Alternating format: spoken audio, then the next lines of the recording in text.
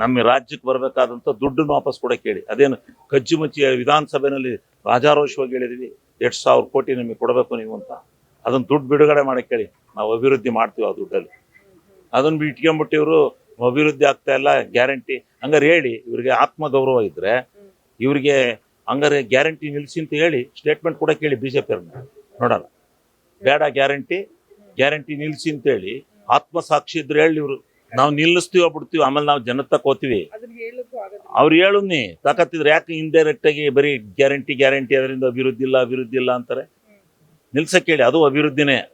ಜನಗಳ ಕೈಗೆ ಅವನು ಕೂಲಿ ಮಾಡೋನ ಕೈಗೆ ಅನ್ನ ಕೊಡೋದು, ಎಲ್ಲನೂ ಕೊಡೋದು, ಸವಲತ್ತು ಕೊಡೋದು ಒಂದು ಅಭಿವೃದ್ಧಿನೇ. ಆತ್ಮಸಾಕ್ಷಿ ಇದ್ರೆ ಇಲ್ಲ, ಶ್ವೇತಪತ್ರ ಹೊಡ್ಸಿನಿ ಅವ್ರಿಗೆ. ಗೌರವ ಇದ್ರೆ, ಮಾನ ಮರ್ಯಾದೆ ಇದ್ರೆ ಶ್ವೇತಪತ್ರ ಹೊಡ್ಸಕ್ಕೆ ಹೇಳಿ ಅವ್ರಿಗೆ. ಕರ್ನಾಟಕ ರಾಜ್ಯಕ್ಕೆ ಏನು ಅನ್ಯಾಯ ಮಾಡ್ತಾ ಇದ್ದಾರೆ ಈ ಭಾರತ ದೇಶದ ಶ್ವೇತಪತ್ರ ಹೊಡ್ಸಕ್ಕೆ ಹೇಳಿ. ಎಲ್ಲ ರಾಜ್ಯಕ್ಕೆ ಏನೇನು ಕೊಟ್ಟಿದ್ದಾರೆ ಸವಲತ್ತ, ನಮ್ಮ ರಾಜ್ಯಕ್ಕೆ ಏನು ಕೊಟ್ಟಿದ್ದಾರೆ ಅನ್ನೋದು, ಎಷ್ಟು ಹಣ ಬಿಡುಗಡೆ ಮಾಡಿದ್ದಾರೆ ಅನ್ನೋದು ಶ್ವೇತಪತ್ರ ಹೊಂಡಿಸ್ಲ ಅವ್ರು.